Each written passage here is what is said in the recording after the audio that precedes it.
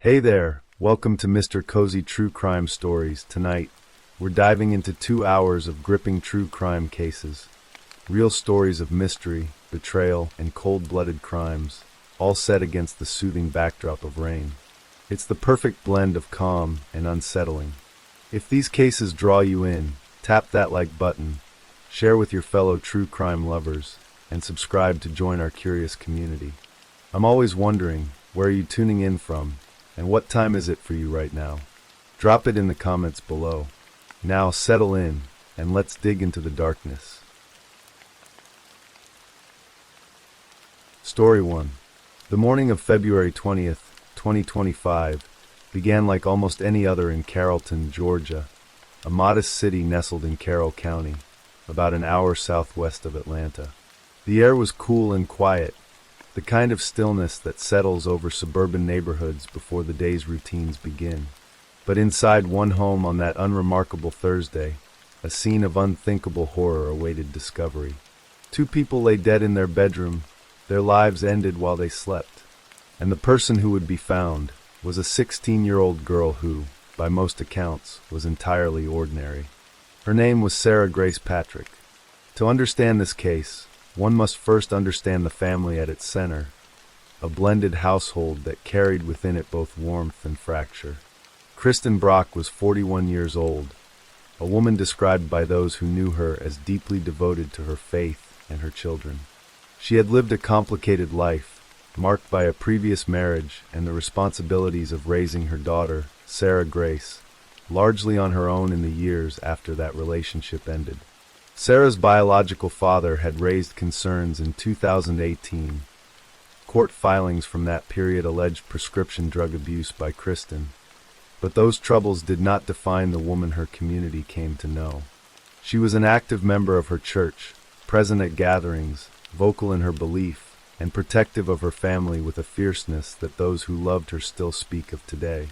James Brock, known to friends and family as Jamie, was 45 years old, a man who brought his own children into the household and tried his best to hold everything together. He had married Kristen in December 2023, a union that formalized a relationship that had been building for years. The household they created was large, a blended family of 7 children, and like all large blended families, it was not without its tensions. In 2022, a domestic dispute had escalated to the point where James had filed for a temporary protective order against Kristen, citing an incident in which she allegedly drove her car into a barn while he was inside. That order, however, was later dismissed at James's own request, and the two moved forward, eventually marrying. What the outside world saw was a family trying, a couple committed to each other and to the children in their care. Sarah Grace Patrick was Kristen's daughter from her previous relationship. She was 16 years old when the events of February 2025 took place, a girl who had been described repeatedly and consistently by nearly everyone in her life as a typical teenager. Not a troubled teenager, not a volatile teenager, a typical one. She attended church regularly, participated in her youth ministry, and had even been recognized as a difference maker by her church, an honor reserved for young people who showed exceptional character and service. More remarkably, she had graduated high school early, at just 16 years of age, a quiet testament to her intellectual drive. She had no documented history of behavioral problems, no known history of violence. By every visible measure, Sarah Grace Patrick was a young woman with a bright future, which is what made what happened next so devastating and so deeply confusing for everyone who knew her. The details of that February morning are as chilling as they are heartbreaking. It was the youngest child in the household, a 5-year-old girl, the daughter of Kristen and James, who first noticed something was wrong. Children of that age operate on a simple, trusting logic. If the people they love are not moving, they will go find someone who can help. And so the little girl did what small children do. She sought out her older sister. Sarah Grace was present in the home. According to the sequence of events reported by investigators, she was the one who then called 911. First responders arrived to find Kristen Brock and James Brock dead in their bed, both having sustained multiple gunshot wounds.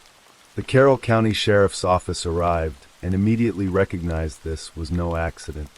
This was a double homicide, two people sleeping, shot in the room where they were supposed to be safest. What investigators noticed next was significant. There were no signs of forced entry anywhere on the property. The home had not been broken into. No window had been shattered, no door had been kicked open. Whoever had entered this house, or remained in this house, had done so with access, with familiarity. This was not a stranger who had wandered in from the dark. This was someone who knew the home, knew the layout, possibly knew the routines of the people inside. And then there was the matter of the murder weapon. It was gone. Despite an extensive search of the property, investigators could not locate the firearm used to kill Kristen and James Brock. The absence of the weapon would become one of the most talked about aspects of the case in the months to come. A ghost detail, present in every discussion, never resolved. The investigation had barely begun, and already it was pointing in a direction that no one in Carroll County wanted to contemplate. In the days and weeks that followed the murders, the community of Carrollton reeled. The Brock family was well known. Their involvement in their church and their dedication to their children had made them a recognizable and respected presence. People mourned them openly, gathering to offer condolences, sharing memories of Kristen's laugh, of Jamie's steady warmth. And then there was Sarah Grace.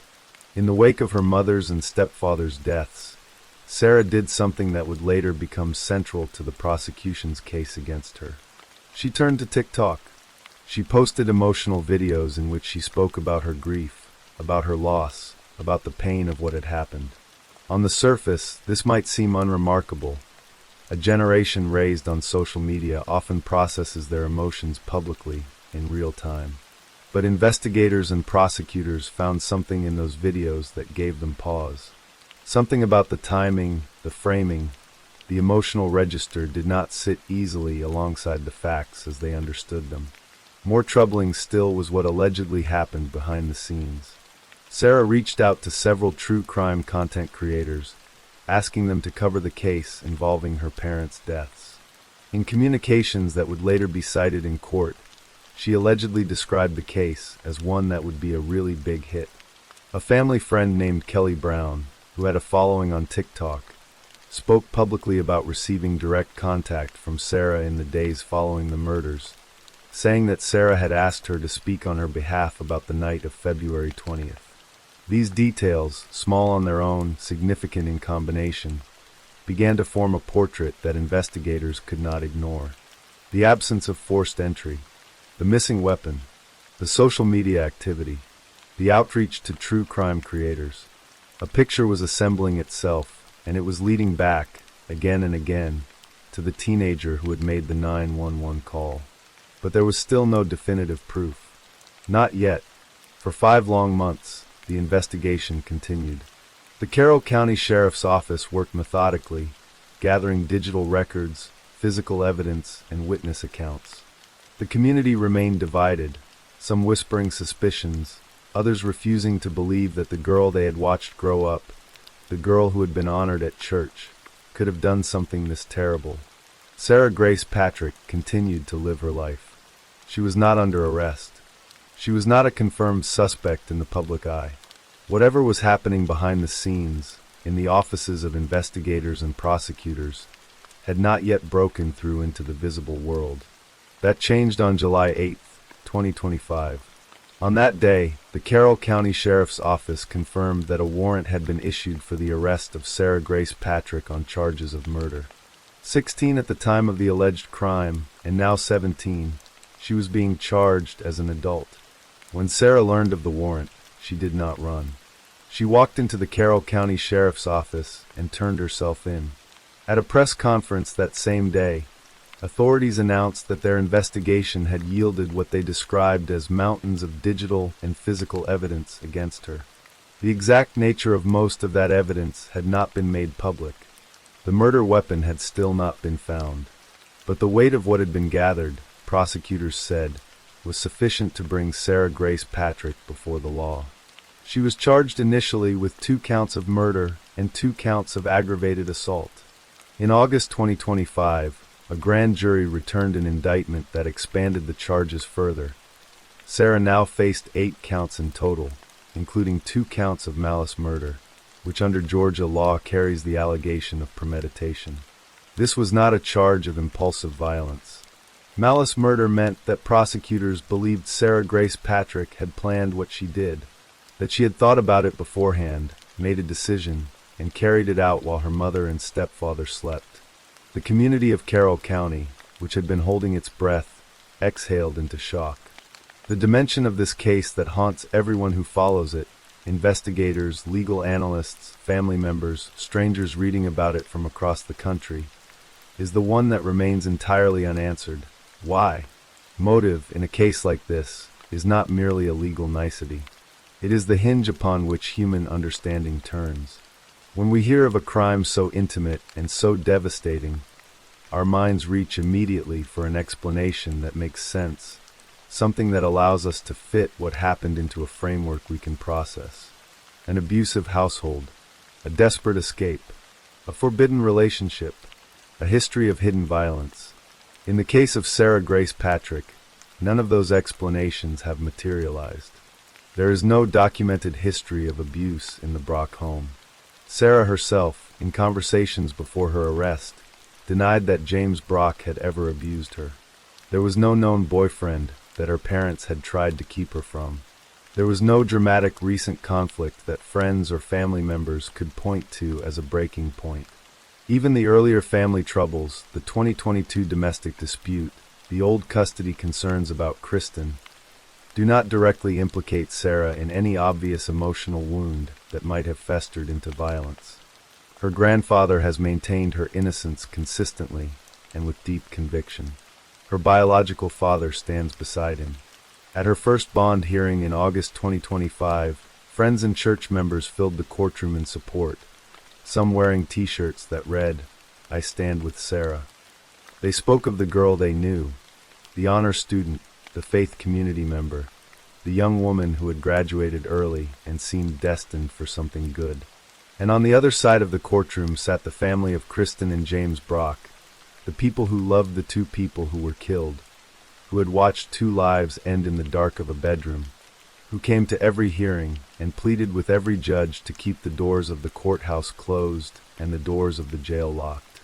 They described the alleged violence as something that cannot be overstated, and expressed that the possibility of Sarah's release caused them genuine fear.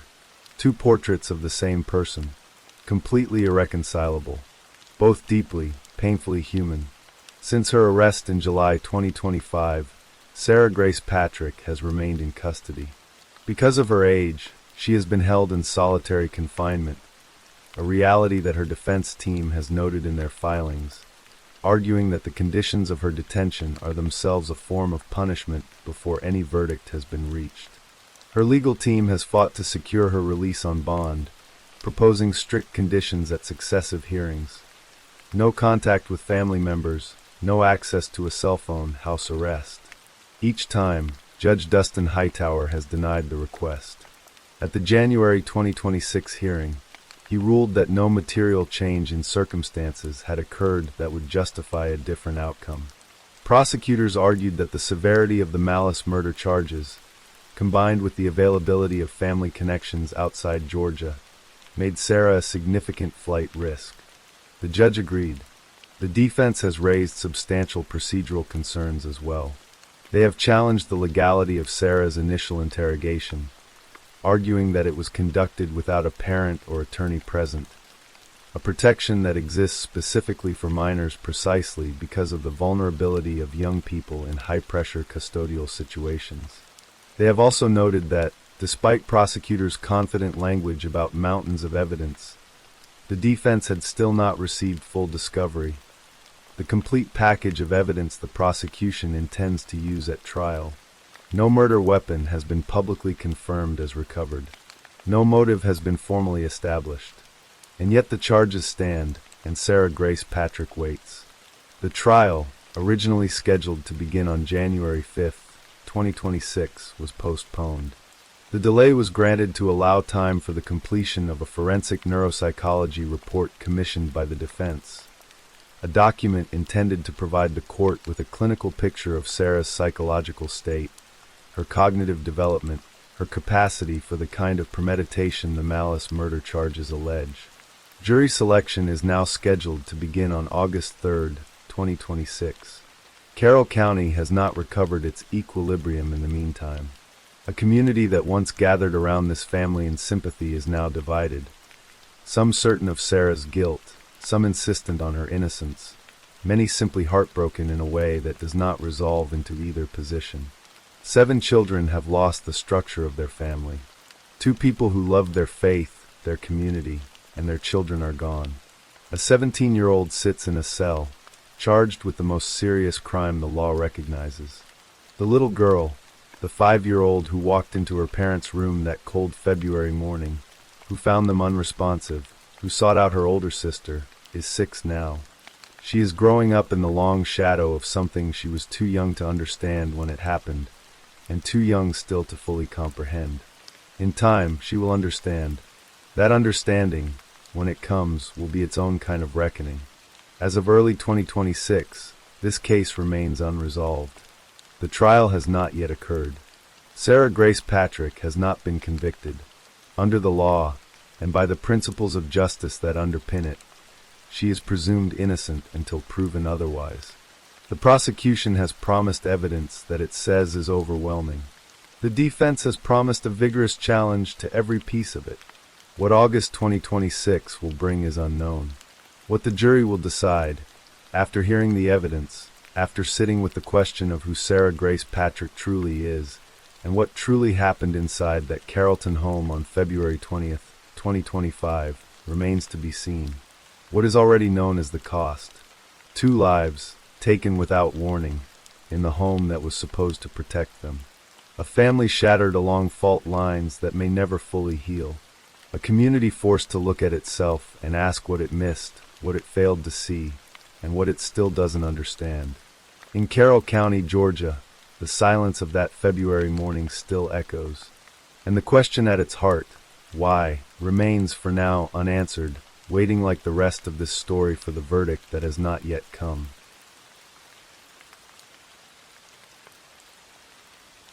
Story 2. In the rolling hills of Bullitt County, Kentucky, the town of Shepherdsville carries the quiet rhythm of a place that does not expect tragedy. It is the kind of American small town where neighbors recognize each other's cars and driveways, where children ride their bikes to the end of the street and back, where the biggest concerns of a Tuesday afternoon are groceries and homework and what to cook for dinner. Bentwood Drive was that sort of street, modest houses sitting side by side, lawns and driveways, and the particular piece of a community that has simply not yet been touched by something unthinkable. On November 8th, 2023, that peace was broken in a way that no one on that street, no one in that county, would ever fully recover from. The story of what happened that day begins, as so many tragedies do, with the image of something that looked, from the outside, entirely ordinary. Tiffany and Catherine Lucas was 32 years old. She was a mother of 2 boys who, by all accounts from family members and neighbors, she presented to the world as her whole reason for living. The older boy was Jaden Howard, 9 years old, a child at the age where the world is beginning to reveal itself in full color, where friendships are becoming real, where he would have been starting to develop the quiet, particular shape of the person he was going to become. The younger boy was Maurice Baker Jr., 6 years old, still in the early sweetness of childhood, still young enough to believe that mothers are the unshakable center of all things. Both boys carried their father's surnames in their names, a quiet piece of documentation that their lives had separate origins, and both were, by every account offered in court, deeply loved by the extended families on both sides. They were children who were wanted. They were children who had people who would have come for them. The day before everything fell apart, Tiffany Lucas took her boys to a Waffle House. Surveillance camera footage showed her there with Jaden and Maurice. The unremarkable cheerfulness of a mother and her children in a restaurant booth, plates of food, the background noise of an ordinary Wednesday. It was, in its retrospective cruelty, a document of normalcy. The last images of those 3 people as a family unit, intact and visibly together, before what would happen the following morning. But something was happening inside Tiffany Lucas that the Waffle House camera could not see. In the weeks and months before November 8th, she had been in the grip of a crisis that those close to her would later describe in fragments, pieces of a larger picture that nobody had been able to fully assemble in time. She was reportedly withdrawing from an opioid addiction, a process that, when managed without medical supervision, can produce severe and disorienting physiological effects. The body, which has built a chemical dependency, does not release it quietly. It fights back with insomnia, hallucinations, paranoia. The mind becoming a landscape where the line between what is real and what is imagined grows terrifyingly thin. She had been experiencing psychotic delusions driven by this withdrawal, that she had come to believe, in those frightening final days, that God was speaking to her directly. That scripture was being written for her to read in the bark of trees outside her window. That the digital world around her, the internet, the wireless signal, the social media platforms that connected her to the outside world, had been turned against her, that unseen forces were reaching through her phone and her Wi-Fi connection and bending her mind toward violence. On the morning of November 8th, 2023, Tiffany Lucas picked up a gun inside her home on Bentwood Drive, walked to her son's bedroom, and fired 4 shots in the space of approximately 30 seconds. Both boys were shot in the head. Jaden was 9. Maurice was 6. What followed immediately afterward has a particular and devastating quality to it. A neighbor to be returning to his own home on Bentwood Drive when he saw Tiffany Lucas collapse in his driveway. He crossed toward her, not yet knowing what had happened. She looked up at him and told him that her kids were dying. He did not stop to ask questions. He ran into the house, found both boys in their bedroom, and immediately began trying to help them. He stayed with them, doing what he could, until emergency services arrived. The detective who responded to the scene, Richard Beal of the Bullitt County Sheriff's Office, arrived to find the 2 boys had been transported to hospital. What he found inside the house told part of the story. The boys had been shot in their bedroom. A gun was on the bed near where they had fallen. The forensic details were as blunt and terrible as they sound. Beal later testified in court about what that scene looked like and what it meant. He described the timeline: 4 shots, 30 seconds, 2 children, no surviving witnesses to the act itself. At the hospital, both Jaden Howard and Maurice Baker Jr. died from their gunshot wounds. The boys who had been at a Waffle House booth the previous day, who had gone to bed that night presumably the same way children go to bed every night, unaware that anything in their world had fundamentally changed, were gone. The phone calls that followed, to grandparents and aunts and uncles and cousins who had loved these children, were the kind that a family never recovers from completely. Detective Beal interviewed Lucas in the hours following the shootings. What emerged from that interview was deeply strange, and would echo through the courtroom for the next year. Lucas told investigators that the shooting was an accident. She then told them that she must have been manipulated into doing what she did. Manipulated, she explained, through Facebook, through the internet, through Wi-Fi. She stated that she had been tricked. Beal related her words verbatim in court, and the courtroom listened in the particular silence that descends on a room when something simultaneously terrible and bewildering is being described. She showed, by multiple accounts of those present, no visible emotion during the proceedings. The Bullitt County judge set her bond at $2 million, declaring her a danger to others. She was arrested and charged with 2 counts of murder. She sat in the Bullitt County Jail through the autumn and winter and into the following year. The world outside carrying on while a family shattered into pieces tried to make sense of what had been taken from them. Maurice Baker Jr.'s family, his aunts, his grandparents, the people who had watched him grow from a newborn into a 6-year-old boy with his whole life in front of him, struggled openly. Bobby Baker, Morris's aunt, became one of the most vocal and visible voices on behalf of the children throughout the court proceedings. She spoke to reporters outside the courthouse with a directness that cut through legal language and process. Her nephew had been 6 years old. He had done nothing. He had been someone's child and someone's nephew and someone's friend, and the person who was supposed to love him most in the world had taken his life. "Give them some form of justice," she told reporters. "They didn't deserve this. They're kids." Jaden's grandmother, Regina Rowland, carried a grief of equal and overwhelming size. She had loved her grandson with the particular ferocity that grandmothers carry, the kind of love that wants to be practical and present and useful, that would have, she told the court, welcomed both boys into her own home without hesitation if given the chance. That was the detail that she returned to again and again in her public statements, that the boys could have been taken somewhere safe, that they had family who wanted them, that the only thing standing between Jaden and Maurice and a life of being loved by people who would have protected them was the decision of the one person who should have been their greatest protector. Lucas's defense attorney moved through the months of pretrial preparation, filing motions that indicated the legal strategy he was considering.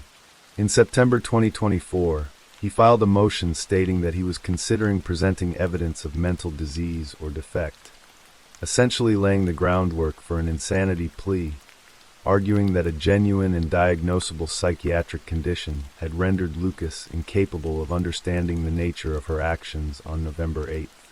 He pointed to the opioid withdrawal, to the documented delusions, to the surveillance footage of a woman who had been taking her children to restaurants the day before the murders, as evidence of someone whose mental state had collapsed catastrophically in the hours between Wednesday's Waffle House and Thursday's horror.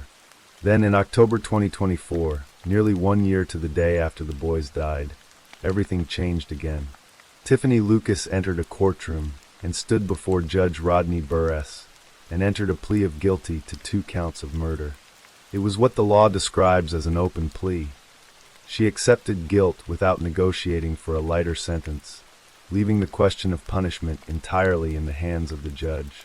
By doing so, she removed the need for a jury trial, sparing the families of both boys the ordeal of sitting through weeks of forensic testimony and legal argument. But she also waived her right to appeal whatever sentence was handed down. She stood in the courtroom and said, with the full legal weight of those words, that she had killed her children. Outside the courthouse that October afternoon, Bobby Baker stood in the autumn air and spoke. "They didn't deserve this," she said again. And then, with the quiet precision of someone who has spent a year trying to find the right words, "Just sentence her accordingly, please, and see her for what she really is and what she did." The sentencing hearing was scheduled for November 22nd, 2024, 14 days after the 1-year anniversary of the shootings. The date carried its own weight. 1 year earlier, on November 8th, 2024, reporters had returned to Bentwood Drive and noted the quiet of the street, the ordinary November light over the ordinary houses, the complete visual silence of a place that held something irreversible inside its address. The following Friday, the families came to court for the last time. Defense attorney Lonachak stood before Judge Burress and made his final argument.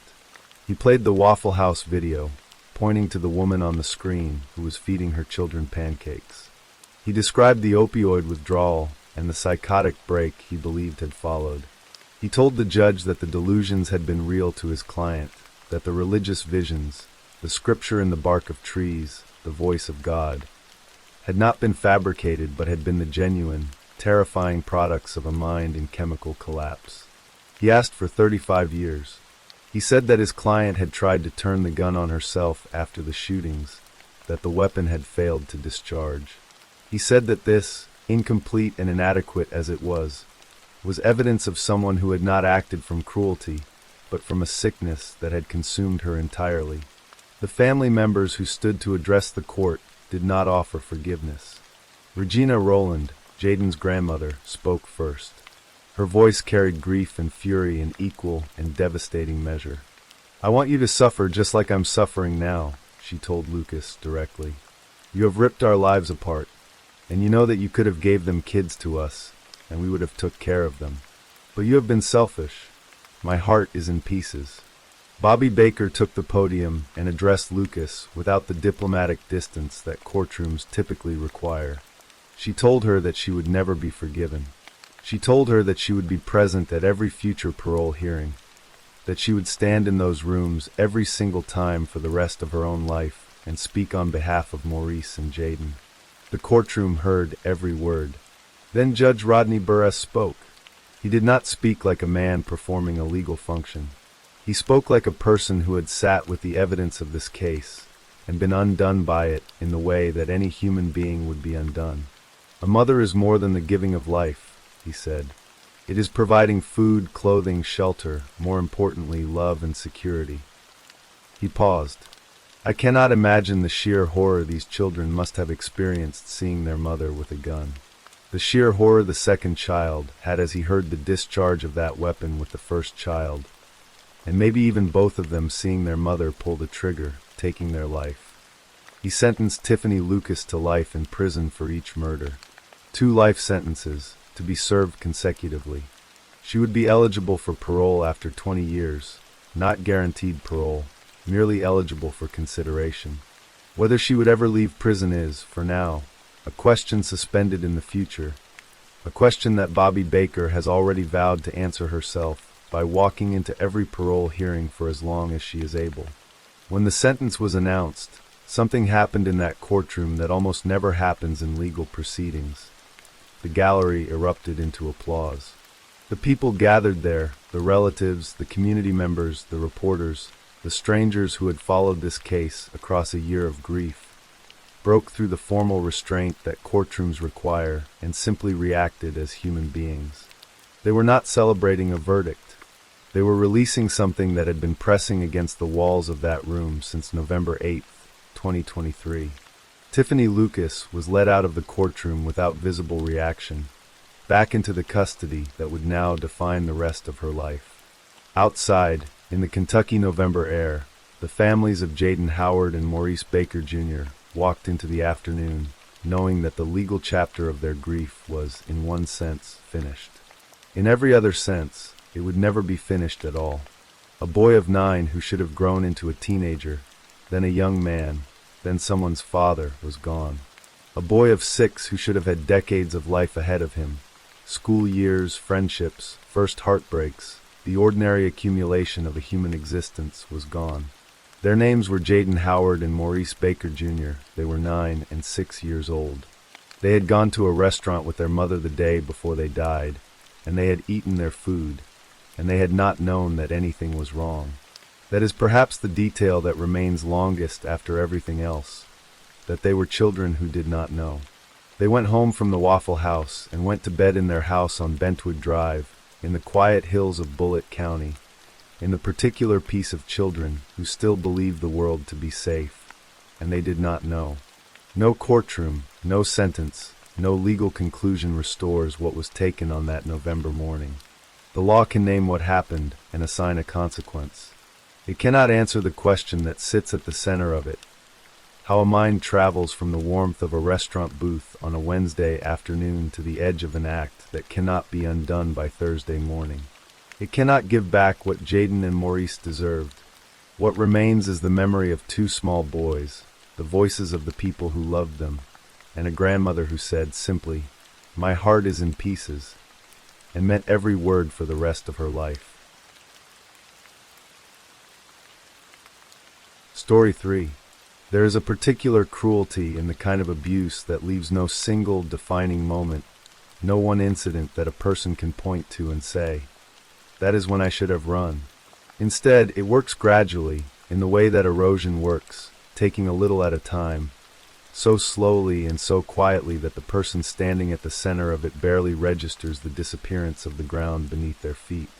By the time Alex Skeel understood the full nature of what was happening to him inside his relationship with Jordan Worth, he was a shadow of the person he had been. He weighed 98 pounds. He had open burns on his body. His tendons had been severed. There was fluid on his brain. A medical examiner would later tell him, with the dispassionate precision of clinical truth, that he had been 10 days away from death. He had been 22 years old. He had 2 children, and almost nobody had known. Alex Skeel was born in 1995 and grew up in Bedfordshire, in the quiet, unremarkable stretch of English Midlands where the landscape is flat and domestic and life moves at the unhurried pace of small towns. He was, by every account of those who knew him before Jordan Worth, a normal young man, the kind of person who occupies the world comfortably without particular drama. He had friends. He had family. He had the ordinary social connections of a young person navigating the transition from adolescence into adulthood. He met Jordan Worth at college in 2012 when they were both 16 years old. She was bright, strong-willed, and drawn to the particular kind of authority that certain personalities claim naturally in a group. They began a relationship, the way young people do, with the excitement of first serious love, the kind of intensity that feels total at 16 and that anchors itself deep in a person's sense of identity. Jordan was his girlfriend, and then, over the years that followed, she became something else entirely, though the process was so slow and so incremental that the word became is almost misleading. She was always what she was. What changed was how clearly it could be seen, and by the time it was fully visible, Alex was already far inside the architecture of control she had built around him.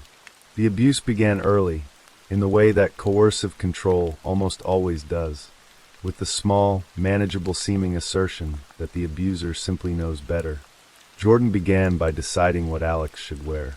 On the surface, this looks like a preference, a strong personality expressing an opinion. In retrospect, it was the first brick in a wall. She moved from clothing choices to the regulation of his social world, determining who he could see and when, and then to something more calculated, the systematic severing of his connections to his own family. She did not merely tell Alex to stop speaking to his relatives. She took his phone and, impersonating him, sent messages to his family members telling them not to contact him anymore. His family received messages they believed were from Alex, messages that pushed them away, and the distance that opened between Alex and the people who loved him most was one that Jordan had engineered while he had no idea it was happening. Then she broke his phone entirely, so that he could not reach out even if he had understood what had been done. She took over his social media accounts. She created a Facebook profile in his name that she controlled, so that the version of Alex that the world could see was the version Jordan wished to present. She used psychological manipulation with a sophistication that is difficult to fully convey without the details. At one point, she falsely told Alex that his grandfather had died. She delivered this fabricated grief to him, and then, when Alex was overcome with sadness and wept about losing his grandfather, she used his tears as evidence against him. She berated him for caring about his family. She turned his love for the people he had grown up with into a vulnerability she could press against him whenever she needed to remind him that his emotions made him weak, that caring about other people was a failing, and that she was the only reliable presence in his life. What Jordan was doing, in the clinical language of forensic psychology, was dismantling the social scaffolding that supports a person's sense of independent identity. Without family, without friends, without a phone, without a social media presence that was genuinely his own, Alex Skeel became progressively more isolated and progressively more dependent on the one person who had orchestrated all of it. The relationship produced 2 children, a son first, and then, shortly before the relationship ended, a daughter.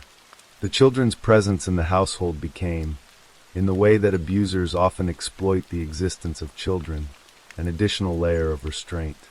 Alex was afraid that if he tried to leave, Jordan would harm them. He had watched what she was capable of. He had learned, through painful and repeated experience, that her capacity for cruelty was not limited or episodic.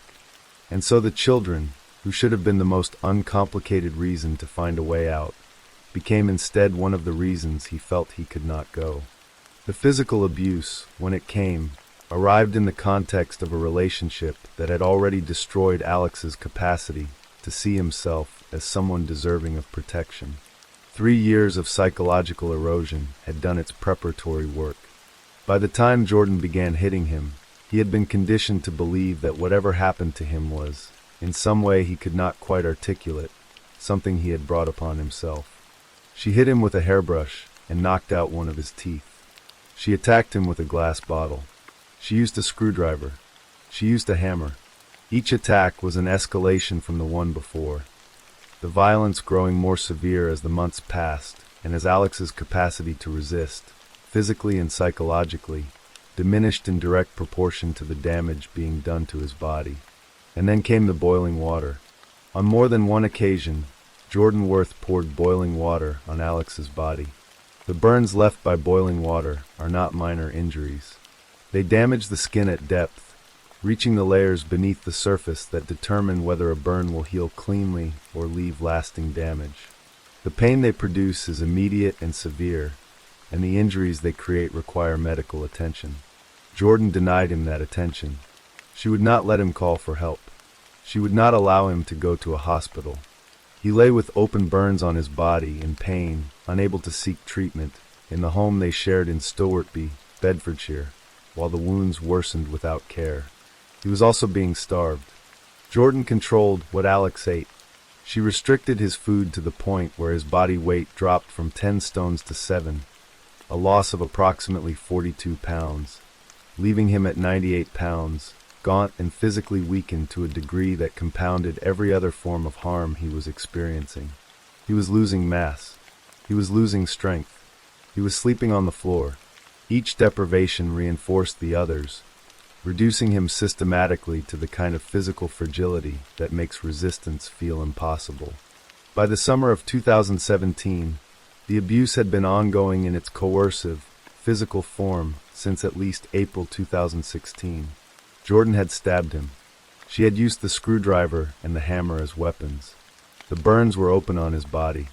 His tendons had been severed, the thin, critical connective tissue that allows hands and limbs to function, cut through by the attacks he had endured. There was fluid on his brain, the physical evidence of repeated blows to the head, the kind of injury that requires immediate neurosurgical assessment and that, left untreated, produces consequences that can be permanent or fatal. Alex had not received treatment for any of it. On the night that everything finally stopped, neighbors heard a disturbance from the house where Alex and Jordan lived in Stowartby. The sound of an altercation, of something happening behind closed doors that the ordinary domestic quiet of a neighborhood could not absorb, reached the people living nearby and prompted the call that would save Alex's life. Police officers responded. The body cam footage recorded by the officers when they entered the property has been described by those who have seen it as one of the most disturbing recordings from a domestic abuse case in British policing. Alex was found in a pool of blood. He was 98 pounds. He was 22 years old. The officers who found him were experienced professionals accustomed to difficult scenes, and what they recorded that night became evidence at trial and a raw, unflinching document of what prolonged intimate partner abuse can do to a human body when it is allowed to continue without intervention. Jordan Worth was present. When officers arrived, she attempted to minimize what they were seeing. She had done this before, in the way that abusers who understand that their control depends on keeping the outside world away will always try to explain away the unexplainable. The officers did not accept her version of what they were looking at. The evidence in front of them, Alex's condition, the state of the property, the injuries that needed no interpretation, made her account untenable. She was taken into custody. Alex was taken to hospital. The doctors who treated him told him, sometime after his admission, that he had been 10 days from death. His body, depleted of nutrition, riddled with untreated injuries, bearing open burns and severed tendons and fluid pressing on his brain, had been approaching the point beyond which no medical intervention could have brought him back. If the neighbors had not called, if the officers had not arrived on that specific night, if Jordan had not escalated one final time in a way that was audible through the walls of the house, Alex Skeel would have died in that home, and the world would likely have concluded that his death was the result of a series of tragic accidents, because the person closest to him would have shaped the narrative. The investigation that followed Alex's rescue was, for the Bedfordshire police, a case that required them to deploy the full weight of a recently enacted piece of legislation. In December 2015, the United Kingdom had passed the Serious Crime Act, which created for the first time a specific criminal offense of controlling or coercive behavior in an intimate relationship. The law was designed precisely for cases like Alex's, cases where the harm could not be fully captured by charges of individual assaults because the damage was systemic, accumulated over time, and deeply psychological in addition to physical. Detective Chief Inspector Jerry Waite, who led the investigation, later spoke publicly about what the case had taught his team about the nature of coercive control. Coercive control is subtle, he said. The victim may not immediately recognize the behavior as abuse, and it can lead to violence. In those words was the essential lesson that the Alex Skeel case would come to represent for domestic abuse awareness campaigns and for law enforcement training programs across the United Kingdom. The abuse that society has historically been quickest to recognize, the bruise, the broken bone, the visible injury, is often the last stage of a process that began years earlier with something that looked, to everyone who observed it, like nothing at all. Jordan Worth was 22 years old when she appeared before Luton Crown Court in April 2018 and entered her guilty pleas. She admitted to controlling or coercive behavior in an intimate relationship, to wounding with intent, and to causing grievous bodily harm. She did not contest the facts as the prosecution presented them. She offered no account that explained or contextualized what she had done. She simply pleaded guilty and accepted what was to come. The judge sentenced her to 7.5 years in prison. The sentence was structured as 7 years for the grievous bodily harm with intent, plus a further 6 months for the coercive control, running consecutively. Bedfordshire police noted publicly, with an emphasis that the significance of the moment merited, that this was the first conviction in the United Kingdom under the coercive control legislation where the offender was female. In June 2018, the Solicitor General referred the sentence to the Court of Appeal under the unduly lenient sentence scheme, arguing that the judge had been too lenient given the sustained and calculated nature of Worth's offending and the particular vulnerability of the victim. The Court of Appeal heard the submissions and agreed, in the specific and carefully worded language of appellate judges, that the sentence was undoubtedly very lenient.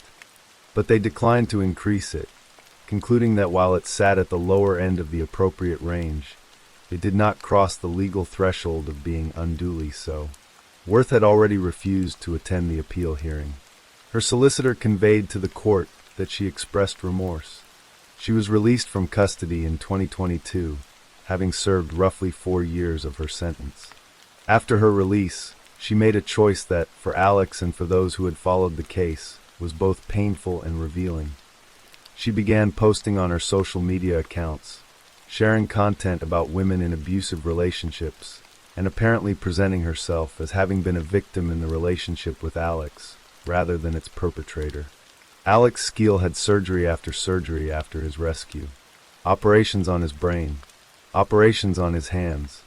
The physical reconstruction of a body that had been systematically dismantled required the kind of prolonged, complex medical intervention that most people will never experience.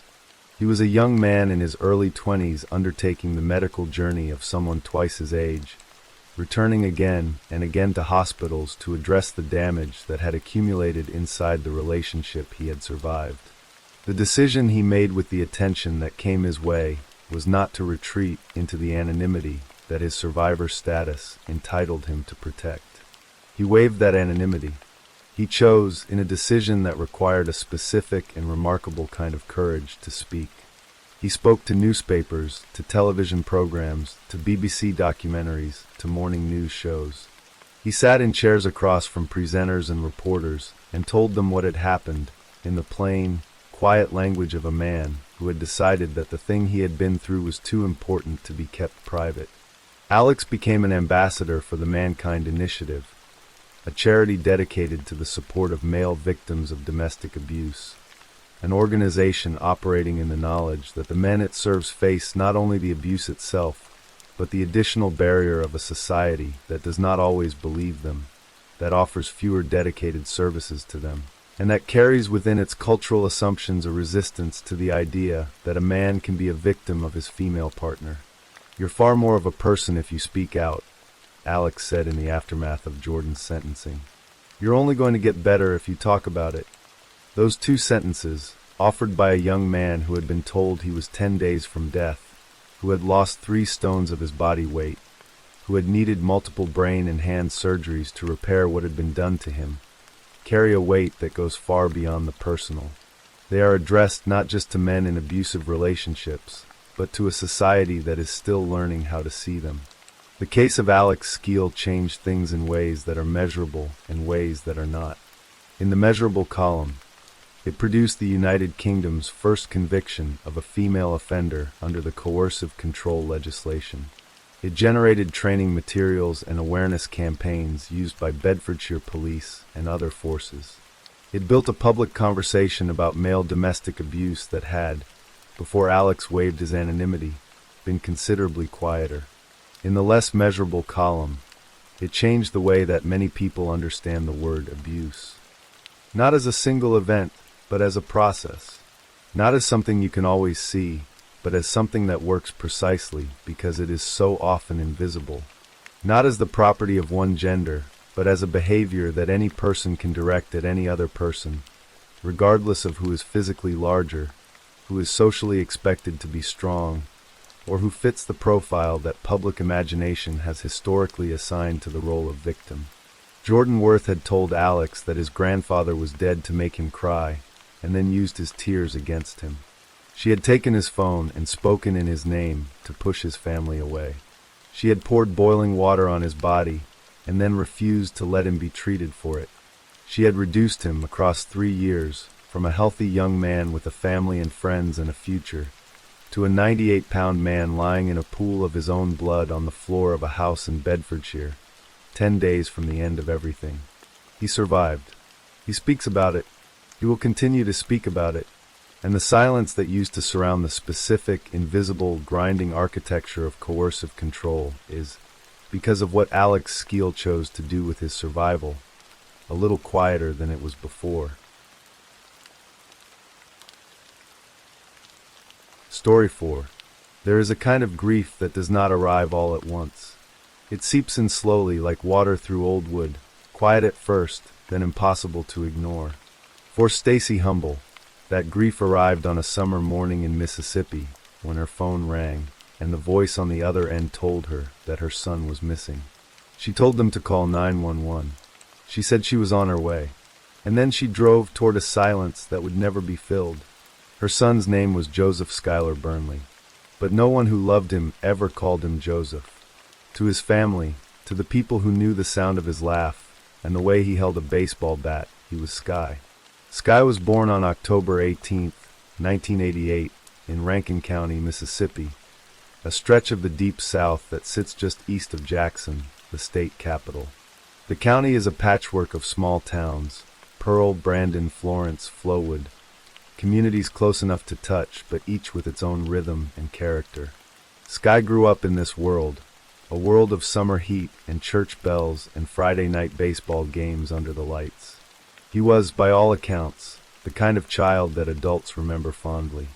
Friendly, curious, easy with a smile. He made friends without trying and kept them without effort. He was gifted in school, the kind of student who didn't have to fight for his grades, who absorbed things quickly and moved on to the next challenge. He loved baseball with a particular devotion: the crack of the bat, the geometry of the diamond, the way a well-thrown pitch curved through the Mississippi air. His dream, as he grew older, took the shape of a teacher and a baseball coach, someone who would give back to the same small-town world that had raised him. In high school, that dream expanded. Sky began talking about the military. He wanted to enlist after graduation, serve his country, and then come home to pursue his education. He was 17 years old, planning a future that stretched far and wide. But life does not always follow the plans we make for it. At 18, Sky made a mistake. He was at the Neshoba County Fair, a beloved Mississippi tradition, a week-long celebration that draws families from across the state, when he was stopped by police officers. They searched him. In his pocket, they found 5 controlled substance pills. He had no prescription for them. Under Mississippi law at the time, this constituted felony possession of a controlled substance. He was arrested, charged, and sentenced to 2 years in prison. He would serve that time at Walnut Grove Correctional Facility in Leake County, Mississippi. It was, in almost every measurable way, one of the most dangerous places a young man could find himself. The Department of Justice's Civil Rights Division would later describe Walnut Grove's conditions as among the worst we have seen in any facility anywhere in the nation. Guards known to be affiliated with gangs were on the payroll. Abuse was rampant. Health care was denied as a matter of routine. The gangs, investigators would confirm, did not merely exist inside those walls, they ran them. Sky was 18 years old when he walked through those doors. He was a kid who had made a single bad decision at a fair.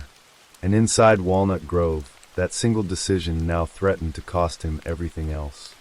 It was there that he was approached by the Simon City Royals, one of Mississippi's most powerful and feared street and prison gangs. A fellow inmate gave Sky a choice that was not really a choice at all. Join the gang or become a target. The inmate was clear. If Sky refused, he would not survive his sentence. Sky joined. He did what he had to do to stay alive. 2 years later, he walked out of Walnut Grove a changed man. He was 20 years old. His dream of military service was over. A felony conviction made him ineligible. His plans to become a teacher and a baseball coach were, for now, beyond reach. He carried something invisible with him out of that prison, something that would shadow the next 7 years of his life. A gang affiliation he had never wanted and did not know how to leave. He found work in construction. He drifted through odd jobs, doing what he could with what he had. But two things anchored him more than anything else. The first was his grandmother, a woman in her 90s who the family had begun discussing putting into a nursing home. Sky refused. He stepped forward and offered to care for her himself, moving in with her in Florence, Mississippi. He spent his evenings with her, making sure she was fed, making sure she was comfortable, making sure she was not alone. He was 20-something years old, and choosing to spend his free time with a 94-year-old woman. That said everything anyone needed to know about who Sky really was. The second anchor was faith. In 2015, Sky and his girlfriend Sydney found their way into Hickory Ridge Baptist Church in Florence. They were saved together. They were baptized together. Sky read the holy books every day, highlighting verses that meant something to him, leaving note cards for Sydney with passages about peace and courage and the love of God.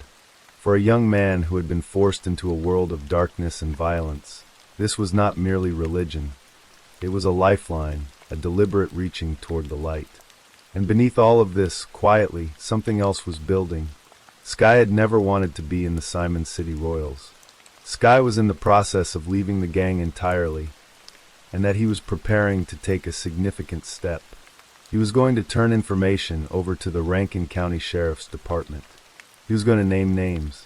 He was going to cooperate with law enforcement and sever the last threads connecting him to the world that had claimed his young adulthood. Someone, it seems, found out. In the weeks before June 3rd, 2016, something strange happened. Sky was driving through Brandon, Mississippi when he was pulled over by what appeared to be a police officer. The officer told him his license was suspended. Sky was taken to a station in Pearl, and his girlfriend was called. She paid a $100 cash fine. Sky was released, and his truck was returned to him. The incident seemed routine, uncomfortable but routine. It was not until Sky disappeared that his mother, Stacy, began making phone calls. She contacted investigators. She wanted to know about the traffic stop, about the fine, about the record of what had happened that day. There was no record. No record of a traffic stop.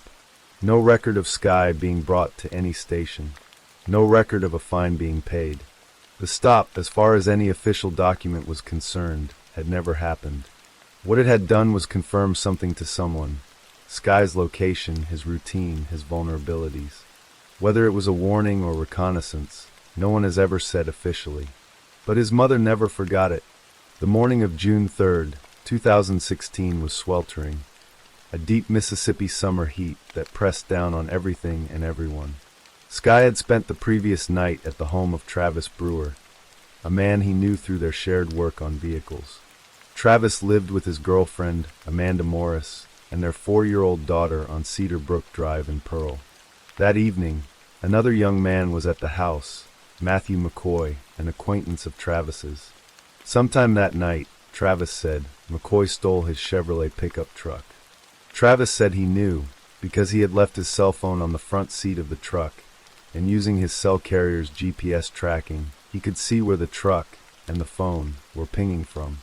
According to Travis, the phone was signaling from a wooded area just outside Brandon, Mississippi. He suggested they go find it. Sky agreed to help. On the morning of June 4, 2016, all three of them, Sky, Travis, and Amanda, with her small daughter in tow, climbed into Amanda's vehicle and drove toward the woods. They stopped first at a gas station on Greenfield Road. Surveillance cameras captured the moment at 9:48 a.m. Sky, in a short-sleeved yellow button-down shirt, blue shorts, and a baseball cap, buying a drink and a snack before heading out. He looked calm. He looked ordinary. He had no idea that this would be the last time the world would see him. When they reached the wooded area off Bridges Road, Amanda stayed in the vehicle with her daughter. Sky and Travis got out of the car and walked into the trees. They split up, going in different directions, to cover more ground in their search for the truck. Travis came back out. Sky did not. Travis and Amanda said they searched for hours on their own, calling into the trees, driving around the edges of the woods, looking for their friend. They did not call 911 until approximately 1 a.m. on June 4th, 15 hours after they realized Sky had not returned. After calling 911, Travis did something peculiar. He drove to the home of Sky's uncle and left a note on the door. It read, "Travis, Sky's friend. He is missing. I'm worried something bad has happened." It was an odd thing to write. Not a name for the uncle. Not a number to call. Just a few lines that read less like a worried friend and more like a person putting something on record. Investigators arrived at the wooded area and began searching immediately. They worked on foot, with K-9 units and helicopters. The patch of woods was not large. It was hemmed in on all sides by roads. The kind of place where a person simply could not vanish without a trace. But Sky was not there. There was no footprint, no article of clothing, no sign that he had ever entered those trees at all. The search expanded, eventually to more than 400 acres across the surrounding area. Nothing.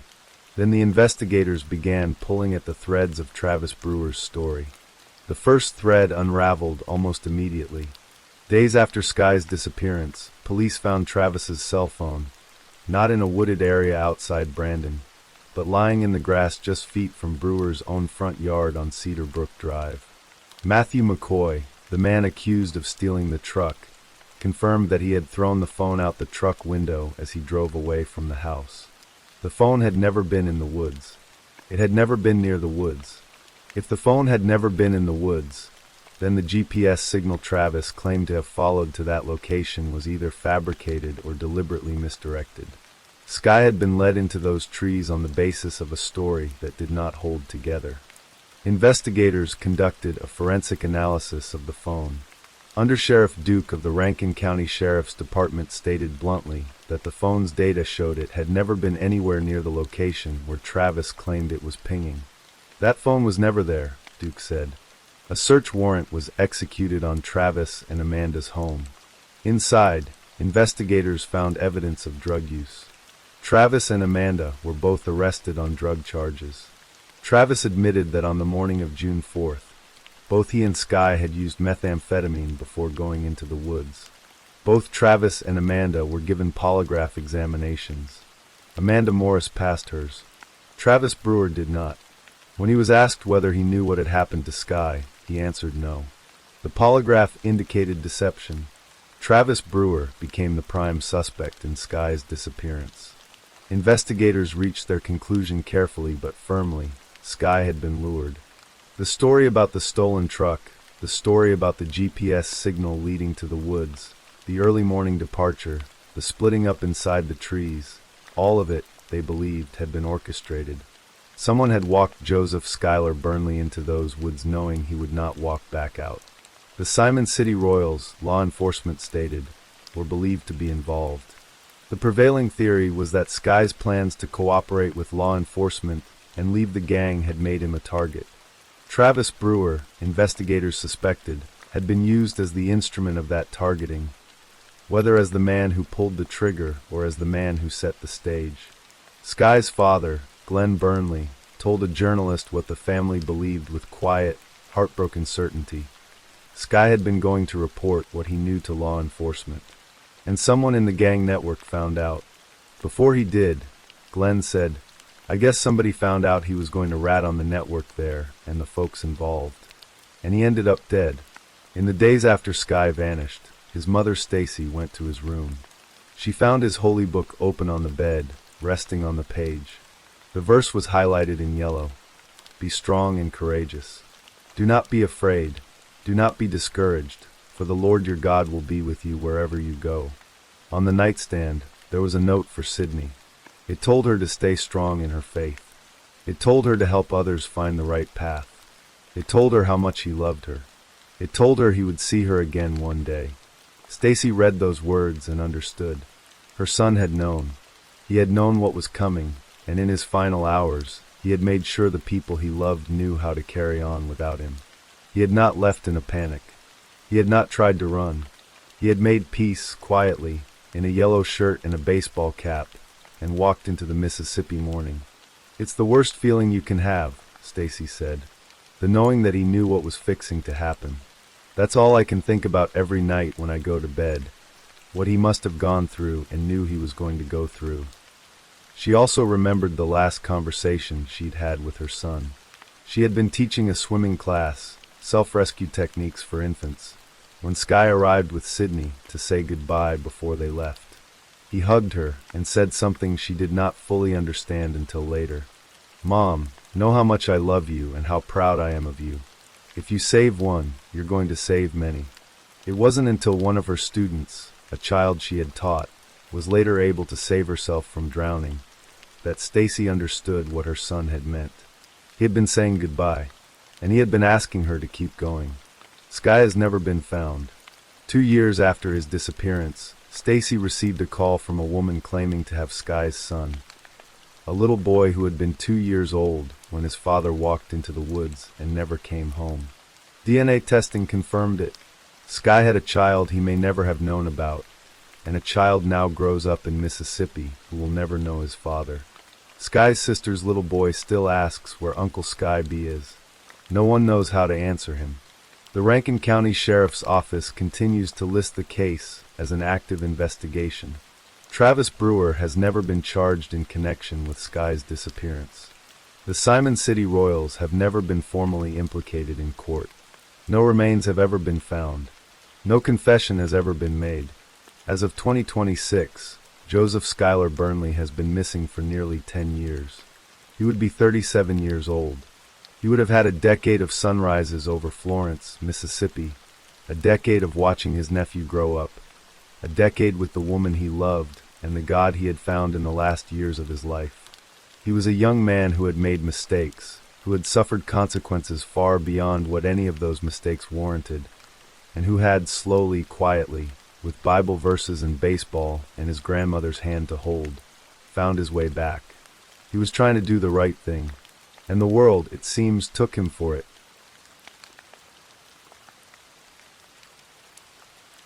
Story 5. There are places in this world that carry the illusion of peace so perfectly that evil seems impossible within them. Yosemite National Park is one such place. Nestled in the Sierra Nevada mountains of California, it is a cathedral of granite and ancient forest, where waterfalls roar into mist-filled valleys and the sky presses down enormous and blue above towering sequoias. Families travel thousands of miles to walk its trails, breathe its clean air, and feel something close to wonder. In the winter of 1999, that sense of wonder became something else entirely, something darker and far more permanent, when the mountain's quiet was shattered by the actions of a man who had carried a monstrous secret for nearly 3 decades. His name was Cary Anthony Stayner, and he was born on August 13, 1961, in Merced, California, a modest city that locals called the Gateway to Yosemite. He was the eldest of 5 children, the the firstborn son of Delbert and Kay Stainer, and for the first 11 years of his life, his story was unremarkable. He was bright, teachers noted it, placed him in accelerated classes, and he was creative enough to earn the title of most creative student in his graduating class at Merced High School. But beneath the ordinary surface, something was already wrong.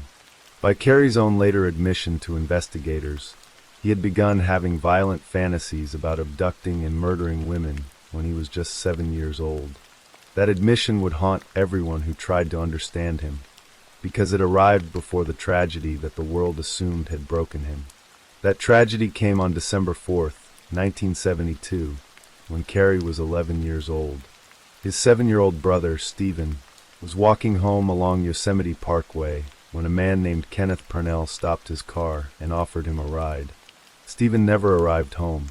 For 8 years, the Stainer family lived inside a grief that never resolved, never softened. Their youngest son was simply gone, absorbed into silence. Parents and siblings searched, prayed, grieved, and then grieved some more. Carey later described feeling invisible during those years, as though Stephen's disappearance had swallowed not only his brother, but his entire family's capacity to notice him. He sat in the shadows of his parents' anguish, unseen and unheard, and whatever darkness was already growing inside him was given something to feed on. Then, in 1980, Stephen came back. He was 14 years old and walked into a police station holding the hand of a 5-year-old boy named Timothy White, a second child Kenneth Purnell had abducted and whom Stephen had rescued on his way out. The nation was transfixed. Stephen Stainer was everywhere, on the news, in magazines, in books, and eventually in television shows. Stephen had emerged from 8 years of captivity, brainwashing, and abuse as a hero. The world loved him for it, and Carey watched. He watched his brother absorb all the light that their home could generate, and then the light that the entire country could generate. He felt overshadowed in a new way now, not just by grief, but by triumph. In his mind, a story had been written about his family, and he was not a character in it. Years later, investigators and psychiatrists would debate how much the trauma of Stephen's kidnapping contributed to Carey's psychology, but Carey himself told them that his violent fantasies had begun before Stephen was ever taken. Whatever that means, it is worth sitting with. The darkness in Carey Stainer was not born from his brother's suffering. It was already there. Stephen Stainer died in September 1989 at the age of 24 in a motorcycle accident. He left behind a wife and 2 young children. For the Stainer family, it was a second devastating blow. Their hero, the boy who had escaped and returned, taken again by fate. For Carey, who had already been spiraling, the loss accelerated something. In 1991, he attempted to take his own life using carbon monoxide. In 1995, he was hospitalized in a psychiatric facility after what he described as a nervous breakdown. The signs of a man in profound psychological crisis were accumulating quietly, yet he was never diagnosed as dangerous, never flagged as someone who posed a risk to anyone else. In 1997, Carey Stainer found a job as a handyman at the Cedar Lodge Motel in El Portal, California, a small, unassuming property that sat just 8 miles from the main entrance to Yosemite National Park along Highway 140. It was the kind of place where families stopped for a night before heading into the park, where tourists checked in with suitcases and camera bags, and the excited buzz of people on vacation. Carey was good at his work. He was calm, unremarkable, the kind of employee guests might barely notice. And so began the final and most terrible chapter of a life that had already contained more darkness than most people could imagine. February 15, 1999, was a cold winter evening. The mountains were quiet. Inside room 509 of the Cedar Lodge, Carol Sund, 42 years old, was unwinding after a day of hiking. She was a vibrant, warm woman from Eureka, California, married to a businessman named Jens Sund, and mother to several children. With her on this trip were her 15-year-old daughter, Juliana, called Julie, and their friend, 16-year-old Silvina Palazzo, an exchange student from Argentina. Silvina's mother and Carol had been close friends since Carol herself had lived in Argentina as a student decades earlier, and their daughters had inherited that friendship almost perfectly. Julie had just competed in a cheerleading contest in Stockton before the three of them headed to Yosemite. They were planning to meet Jens the next day at San Francisco Airport. They rented movies. They settled in for the night, relaxed and safe and together. Then came a knock at the door. The man standing there said he was the motel's handyman, that there was a leak in the bathroom that needed attention. He was familiar. Perhaps they had seen him around the property. He was calm, professional, unthreatening. They let him in. What happened next inside that room was not discovered until much later, reconstructed painstakingly from the confession of the man who had committed it. Stainer had emerged from the bathroom holding a gun, telling the three women that if they cooperated, he would not hurt them. He bound all three with duct tape. He strangled Carol Sund with rope and shot her. He assaulted and shot Silvina Palazzo. Then he took Julie, 15 years old, with her whole life compressed into cheerleading contests and Argentine friendships and waterfalls and photographs, and drove her to a remote overlook near a lake. He cut her throat there, in the dark, and left her. The next morning, when Carol, Julie, and Silvina did not arrive at San Francisco Airport, Jens' son began to panic. Police were contacted. A massive search was launched through the winding mountain roads, the assumption being that the women had perhaps driven off an icy road into one of the deep canyons the area was known for. Days passed, then weeks. The search expanded and found nothing. The silence was absolute and terrifying. On March 18, 1999, exactly 1 month after the women had disappeared, investigators found the charred wreckage of Carol's rented Pontiac at the bottom of a remote cliff hours away from the park. In the trunk, burned beyond recognition, were the remains of Carol Sund and Silvina Palazzo. Dental records confirmed what no one had wanted to believe. 2 of the 3 women were gone, but Julie was still unaccounted for. A week after the discovery of the car, police received an anonymous note. It contained a hand-drawn map with directions to a specific location. At the top of the note, in a detail that sent a chill through the entire investigative team and every person who heard of it, were 4 words: "We had fun with this one." Officers followed the map and found Julie's body in the woods, less than an hour from where the car had been found. She had been sexually assaulted before her death. She was 15 years old. The community around Yosemite reacted with something between horror and paralysis. Who had done this? Why? Investigators interviewed every employee at the Cedar Lodge, including a quiet handyman named Cary Stainer. He had no prior violent criminal history. He remained completely calm during the interview. He was let go, while investigators pursued other leads, at one point focusing attention on a group of men with past criminal records. Spring turned to summer. The mountains bloomed. Tourists returned. The Cedar Lodge filled up again, and Cary Stainer, invisible and undetected, continued to work his shifts as though nothing had happened. Joie Ruth Armstrong was 26 years old and radiant with purpose. She worked as a naturalist for the Yosemite Institute, an organization dedicated to environmental education, teaching children about the wilderness, about conservation, about the living world around them. Her friends described her as fiercely passionate, the kind of person who would remind you to recycle and mean it completely. That summer she had climbed to the summit of Mount Shasta, had made her way partway up the daunting granite face of El Capitan. She lived in a remote cabin in the park's Forster region, where meadows spread below views of Yosemite Valley and the Sierra Nevada rolled endlessly to the horizon. On the evening of July 21, 1999, her truck was parked outside the cabin, packed for a trip to visit friends in the Bay Area. She never made that trip. When she failed to arrive and her friends called the park to report her missing, officers came to the Forster cabin and found Joie's decapitated body near the tree line. Eyewitnesses had reported seeing an unusual vehicle parked outside her cabin the day before, a blue 1972 International Scout, battered and distinctive.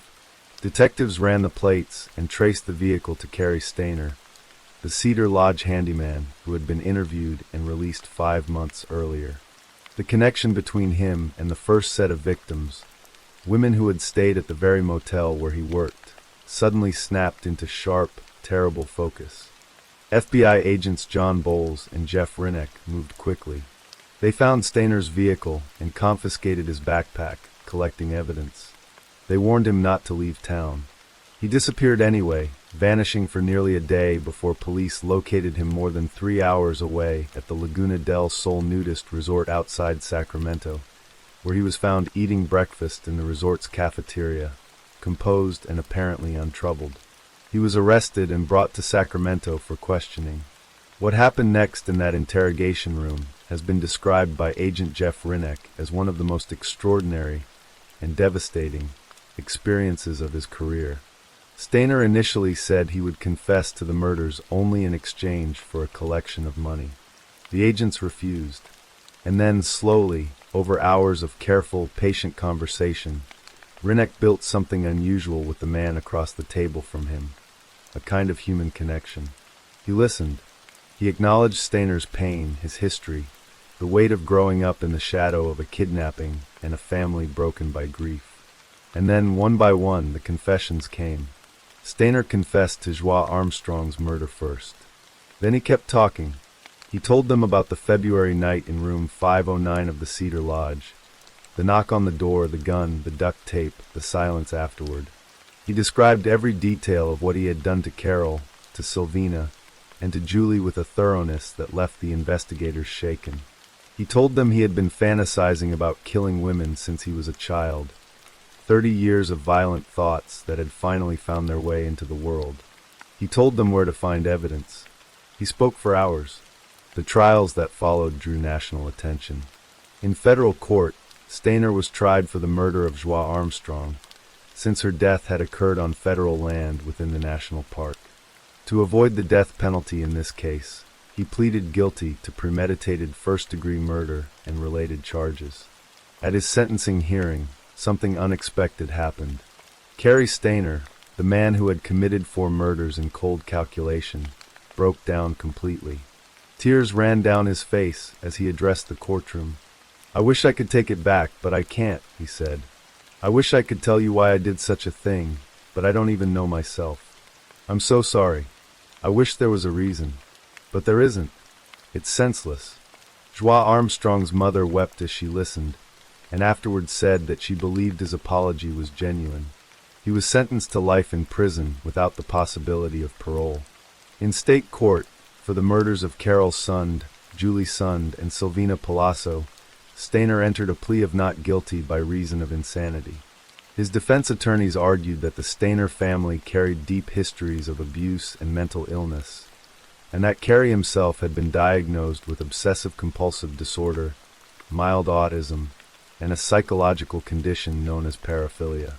The jury deliberated for less than 6 hours. On August 27, 2002, they returned a verdict of guilty on all 3 counts of first-degree murder with special circumstances, along with a count of kidnapping. They found him sane. In December 2002, the judge sentenced Cary Stainer to death 3 separate times, once for each of the 3 women killed in February 1999. The details of the case, which had emerged through Stainer's own confession and through weeks of testimony, were so graphic and disturbing that the judge was reported to have been visibly affected by what had been laid before the court. Stainer was transferred to death row at San Quentin State Prison in Marin County, California, where he remains today. California has not carried out an execution since 2006, when a court ruling identified flaws in the administration of capital punishment in the state, leaving Stainer and others in a legal limbo that has now extended for more than 2 decades. Investigators have never closed their eyes entirely to the possibility that Stainer's crimes extend beyond the 4 confirmed victims. He is suspected of involvement in the death of Patricia Hicks Dahlstrom, a young woman who vanished in 1982 and whose remains were discovered in Yosemite, identified decades later through genetic genealogy in 2021. He is also considered a person of interest in the unsolved 1990 shotgun death of his own paternal uncle, Jesse Stainer, a man whom Carrie later claimed had molested him during the same years that Stephen was held captive. The wounds inside the Stainer family ran in multiple directions at once, and the full truth of what they produced may never be entirely known. What remains clearest is the human cost of what Carrie Stainer did. Carol Sund, who had traveled the world and built friendships that crossed continents. Julie, who was 15 and bright and had her whole life stretching ahead of her. Silvina Palazzo, a teenager from Argentina who had crossed an ocean to share a winter trip with her best friend.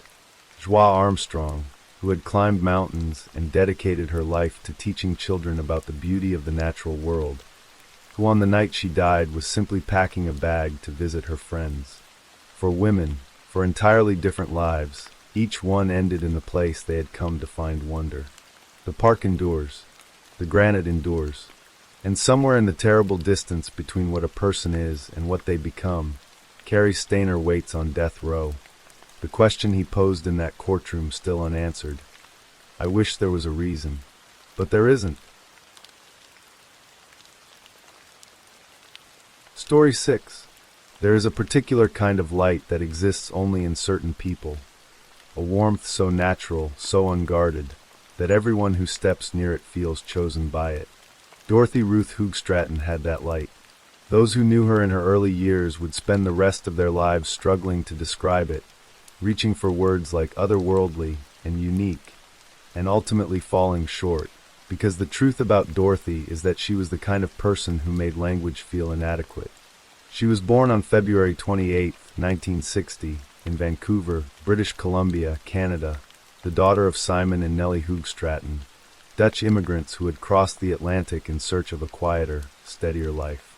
She grew up in Coquitlam, a modest suburb east of Vancouver, attending Centennial High School, where classmates remembered her simply as sweet and kind.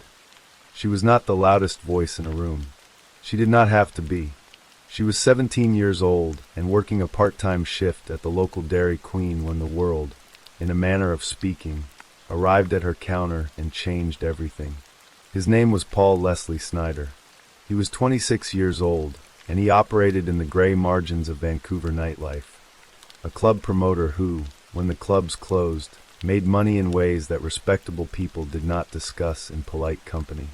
He was described plainly as a pimp, a man who had learned to commodify other people's appeal and profit from it. He was charming in the way that certain dangerous men are charming, with an energy that reads, at first, as attention and admiration.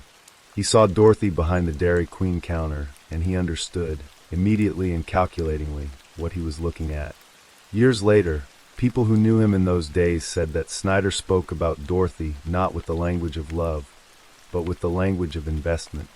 She was, in his estimation, his ticket.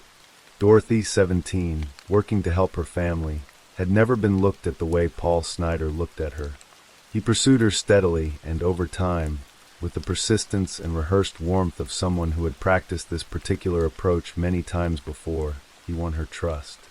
He arranged for a professional photographer to take nude photographs of Dorothy and submitted them to Playboy magazine in the summer of 1978.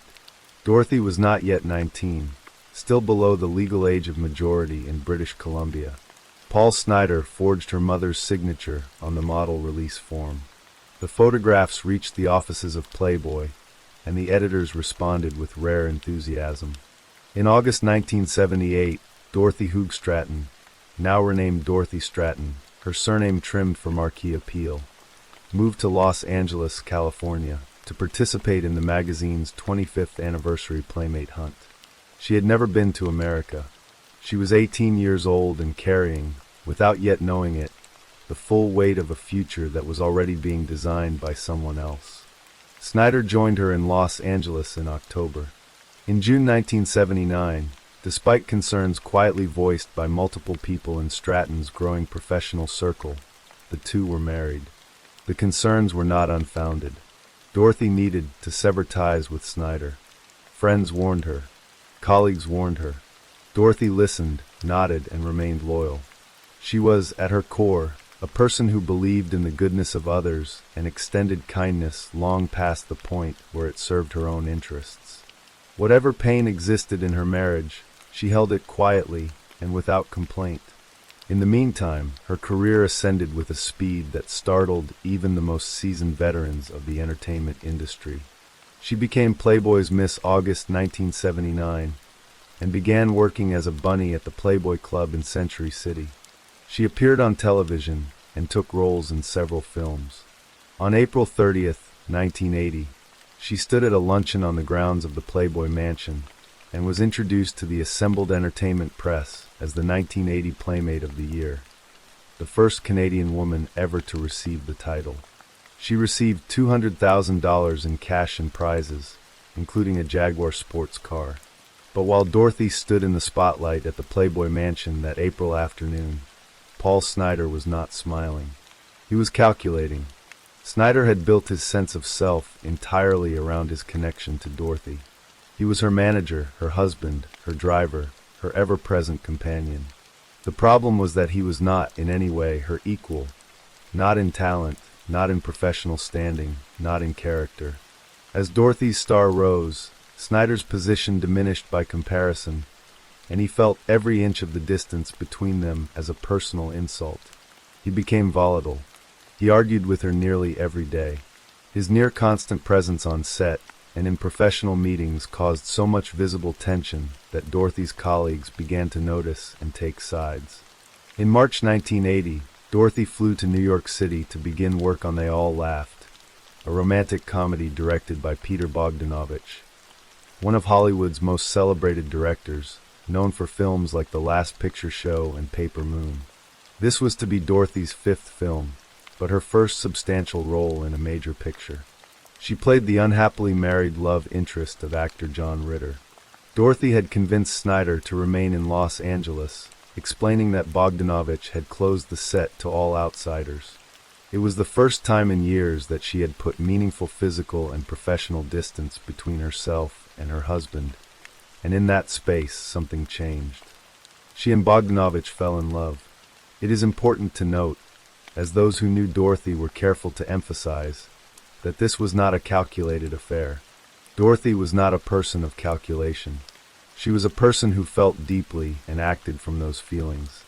What she found in Bogdanovich was, perhaps for the first time, the experience of being seen as a full human being rather than as an asset.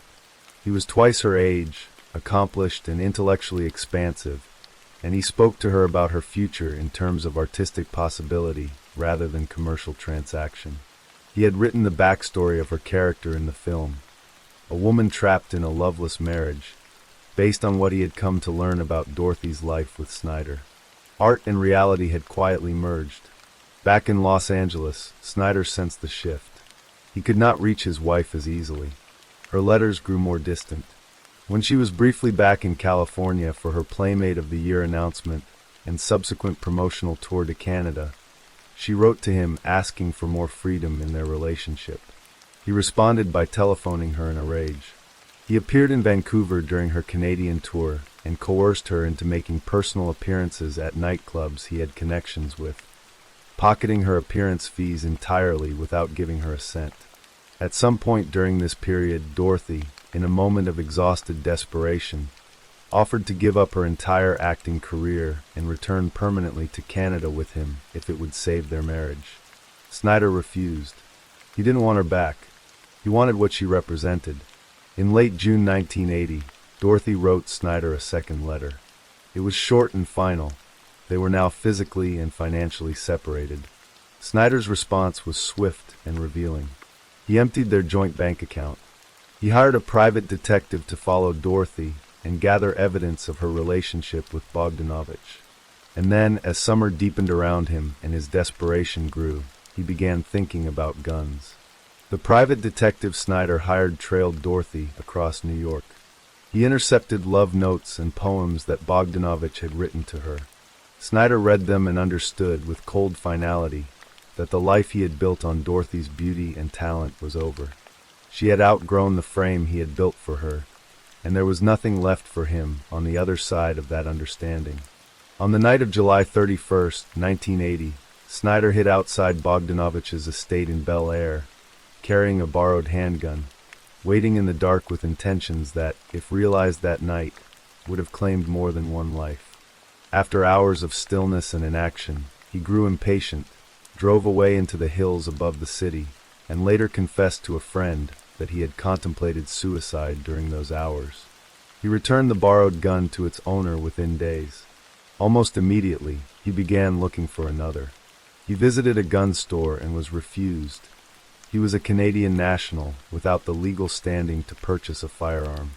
He asked his private detective to buy a gun on his behalf. The detective refused. He drove out into the San Fernando Valley to look at a gun he had found listed in a classified advertisement and got lost before he could find the address. He tried again the following day and the day after that. On August 13, 1980, the second anniversary of Dorothy's first arrival in Los Angeles, Snyder found a private seller in the classifieds and purchased a used 12-gauge pump-action shotgun. That evening he was calm. He sat with friends and talked casually. He mentioned, almost in passing, that he had bought a gun and was going to take up hunting. His friends heard the words and felt uneasy, but the moment passed and the night moved on. The next morning, Thursday, August 14, 1980, Dorothy Stratton spent the early hours in a meeting with her business manager. One of the items on their agenda was the amount of money she would offer Snyder as part of their separation settlement. Her manager gently observed that she did not, strictly speaking, need to handle these negotiations in person. She had a lawyer. The process could be managed at a distance, without another meeting. Dorothy considered this and declined. She said that Snyder was being cooperative, that the process would be easier if handled face-to-face. She looked at her business manager and added, quietly, "I'd like to remain his friend." She left the meeting carrying $1,000 in cash, a down payment she intended to give him that afternoon. She arrived at Snyder's rented house in West Los Angeles at approximately noon. Snyder's two roommates had left earlier that morning, and the house was quiet. Dorothy set her purse down in the living room. She and Snyder went into the bedroom. What happened in that room in the hours that followed was reconstructed entirely from forensic evidence, because there were no survivors to describe it. By 8 o'clock that evening, both roommates had returned to the house. They noticed Dorothy's car parked outside. Snyder's bedroom door was closed.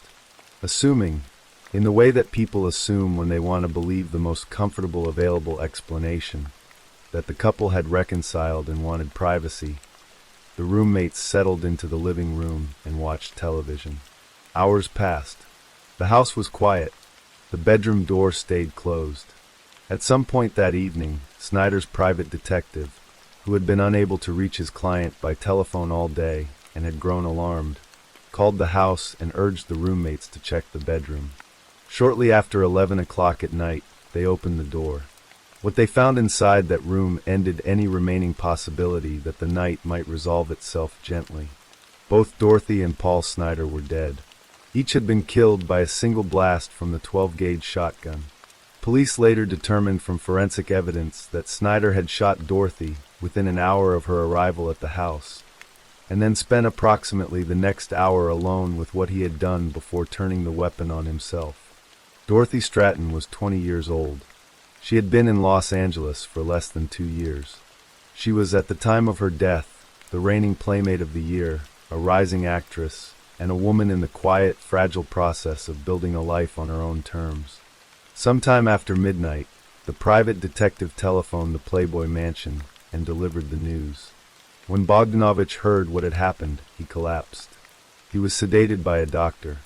In Vancouver, as the morning broke gray and cool over the Fraser Valley, an officer of the Royal Canadian Mounted Police knocked on Nellie Hoogstratton's door and told a mother that her daughter was gone. The shock that rolled through Hollywood in the days that followed was unlike anything the entertainment industry had felt in years. Not simply because of the violence of it. Hollywood was not naive about violence, but because of the particular cruelty of the timing. Dorothy had just finished filming what would have been her breakout role. They all laughed sad in post-production, ready to be released, a testament to everything she had been becoming. The woman who might have gone on, as the critic Vincent Canby later observed, to become a first-rate comedienne with time and work, would never have that time. The aftermath of her death was not clean or simple.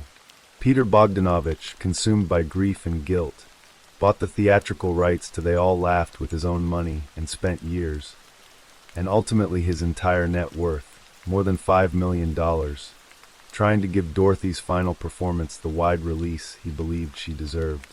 He went bankrupt. He lost his home, the grief of a man who had loved Dorothy Stratton and could not stop asking why she was gone. Dorothy's remains were cremated and interred at Westwood Village Memorial Park Cemetery in Los Angeles.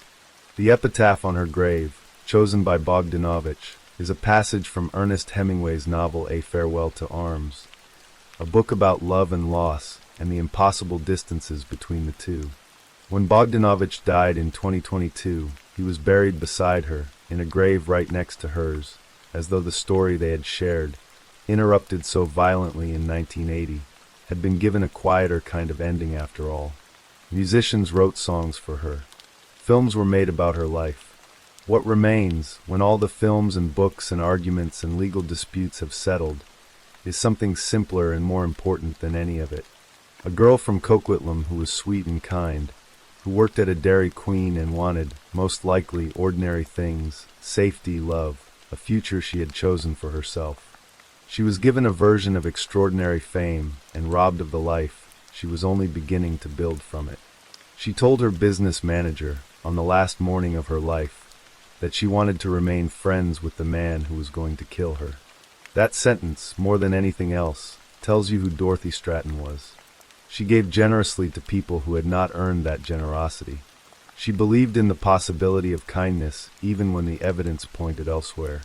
She walked into that house carrying cash she wanted to give to the person who had exploited her since she was 17 years old, because she did not want the ending to be ugly.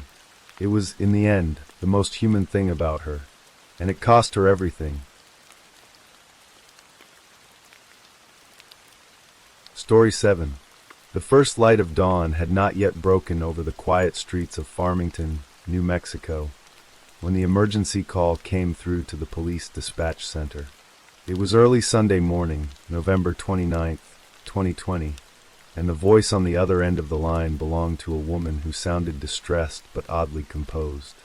Her name was Heather Fernandez Hofer, a 51-year-old third-grade teacher at McCormick Elementary School, and she was calling to report that something terrible had happened to her husband. When officers arrived at the modest home on the 700 block of South Ivy Avenue, just before 6 in the morning, they found themselves stepping into what would become one of the most puzzling cases they had encountered in years. Robert Hofer, 49 years old, lay motionless inside the home. The scene that greeted the responding officers was grim and unsettling. Robert had suffered 3 stab wounds to his chest, deep punctures that had torn through flesh and bone. The injuries were severe, catastrophic even, and it was immediately clear that this was no simple accident or natural death. As the officers began their preliminary assessment of the scene, they noticed something that would become a critical detail in the investigation that followed. The distribution of blood throughout the home did not seem to match any straightforward explanation. Heather stood nearby, her demeanor a mixture of shock and something else the officers could not quite identify. She was the one who had made the emergency call, and as investigators began to question her about what had happened, her account of the night's events would prove to be anything but consistent. In those early morning hours, as the sun began to rise over the New Mexico landscape, the first threads of a story began to unravel. Threads that would take nearly 5 years to weave into a complete picture of what truly transpired in that bedroom on South Ivy Avenue. To understand the tragedy that unfolded that November night, one must first understand the lives that led to it. Robert Hofer had not always lived in Farmington. He had worked hard throughout his life, eventually earning his Bachelor of Science degree from Eastern New Mexico University in Portales in 2012. He was a man who valued education and self-improvement, someone who had pushed himself to achieve despite the challenges life had thrown his way. But by 2020, Robert found himself in a difficult position. He was unemployed, struggling to find his footing in an uncertain economy, and increasingly dependent on others for financial support.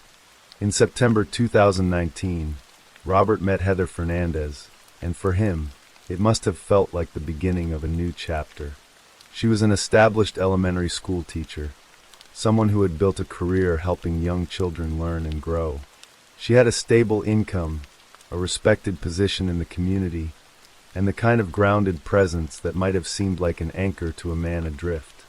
Their relationship moved quickly, and they married, blending their lives together in ways that seemed hopeful on the surface. Robert's obituary would later describe how proud he was of Heather and how enamored he was with becoming a stepfather. But beneath the surface, tensions were building. Heather was not just supporting Robert. She was also financially responsible for her son, his future wife, and their two small grandchildren, all of whom were living in the home with them. The weight of being the sole provider for an extended family bore down on her shoulders with increasing pressure. Money became a constant source of friction between the couple. Text messages recovered from Heather's cell phone would later reveal arguments about finances, disputes that grew heated and frequent as the months wore on.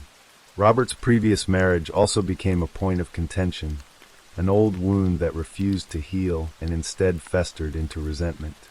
By late November 2020, the marriage that had seemed so promising just over a year earlier was showing deep cracks. The financial strain, the arguments, and the unspoken frustrations had created an atmosphere of tension within the home. The grandchildren and Heather's son were witnesses to a relationship under siege, though none of them could have predicted what was about to happen in the early hours of that Sunday morning. Saturday, November 28, 2020, began like many other evenings in the Hofer household. According to the account Heather would later give to police, she and Robert spent time in their computer room that night. Robert, as was his habit, played video games while Heather busied herself with household tasks. At some point, Robert asked her to warm up a pie for him, a simple domestic request that seemed mundane enough. Heather left the computer room and went to the kitchen, leaving Robert alone with his games. What happened next would become the subject of intense scrutiny and debate. According to Heather's initial statements to investigators, Robert must have stabbed himself while she was in the kitchen, though she claims she did not witness it happen. This detail, offered almost as speculation rather than observation, would become one of the first inconsistencies that raised red flags for the detectives assigned to the case. As the night deepened and moved toward midnight, Heather's story became increasingly difficult to follow. She told police that at some point, she noticed Robert had been injured. In one version of events, she said she discovered his wounds around midnight. In another telling, she claimed she did not notice anything wrong until approximately 3 in the morning. When pressed about how she could have failed to notice such severe injuries, Heather insisted that she simply did not realize the wounds were that deep. But the injuries were devastating. The 3 stab wounds to Robert's chest were not superficial cuts or accidental nicks. They had penetrated deep into his body, collapsing both of his lungs and filling his chest cavity with blood. The blade had also punctured the pericardial sac surrounding his heart, causing internal bleeding that would have been immediately life-threatening. These were not the kind of injuries someone could easily overlook or dismiss as minor. According to Heather's account, she helped clean Robert up after discovering his injuries. She said they went to bed separately that night, Robert retiring to their shared bedroom, while she presumably settled elsewhere. The image she painted was one of strange normalcy, as if catastrophic stab wounds were merely an inconvenience to be tidied up before sleep. But this version of events would clash dramatically with the physical evidence investigators would later uncover. When Heather said she woke the next morning and entered the bedroom, she claimed to have found Robert face down on the floor. It was at this moment, she said, that she realized something was terribly wrong and called 911. But when investigators examined the scene, they found a troubling discrepancy. Most of the blood was concentrated on the bed, not on the floor where Heather claimed to have found her husband. There was no significant blood trail outside the bedroom, no evidence of movement between rooms that would support the story of Robert injuring himself in the computer room and then making his way to bed. The knife that had caused Robert's fatal wounds was found in the kitchen, placed back in the knife block. Blood evidence confirmed it was the murder weapon, yet its careful return to its storage place seemed inconsistent with the chaotic scenario of self-inflicted injury or accident that Heather had described. Blood was also found on the inside of Heather's palms and on her shirt. When questioned about these stains, she explained that they came from moving Robert's body, but this explanation only raised more questions. As detectives interviewed Heather in those first hours after Robert's death, her story continued to shift and evolve. She suggested multiple possible explanations. Perhaps Robert had cut himself with a razor, or maybe he had overdosed on pills. Then she returned to the idea that he must have stabbed himself, though she maintained she had not witnessed the act. Each new version seemed to contradict the last, and with every inconsistency, the investigators' suspicions deepened. One detail that stood out in the police reports was Heather's demeanor when discussing certain aspects of the case. When she admitted to investigators that she had been angry at Robert for wetting the bed, she reportedly laughed and raised her voice. It was a moment that seemed strikingly inappropriate given the gravity of the situation, a flash of emotion that suggested something darker lurking beneath the surface of her grief. While Heather's story was unraveling under scrutiny, investigators received information from an unexpected source that would prove crucial to understanding the timeline of events. A neighbor who lived near the Hofer residence came forward with a disturbing account. Between 3 and 4 o'clock in the morning on November 29th, this neighbor reported hearing the sounds of fighting coming from the Hofer home. The argument was loud enough to carry through walls and across yards, indicating a confrontation of significant intensity. This testimony directly contradicted Heather's portrayal of a quiet night in which Robert had mysteriously injured himself while she was unaware. Instead, it painted a picture of a volatile situation, a heated dispute occurring in the very hours when Robert's life was ending. The neighbor's account corroborated what investigators had already begun to suspect, that something violent and deliberate had occurred in that home, and that Heather's explanations were designed to obscure rather than illuminate the truth. As the investigation progressed, forensic analysis provided further insights into what had really happened. The autopsy results were unequivocal in their findings. Robert had died from 3 stab wounds that had caused catastrophic internal damage.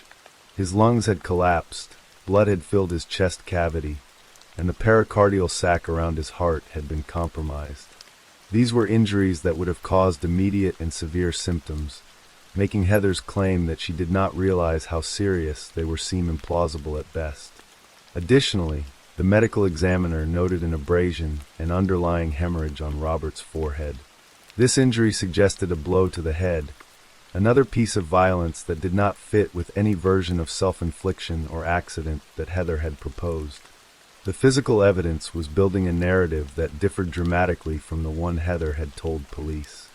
The forensic examination of Heather's cell phone revealed the depth of the couple's troubles.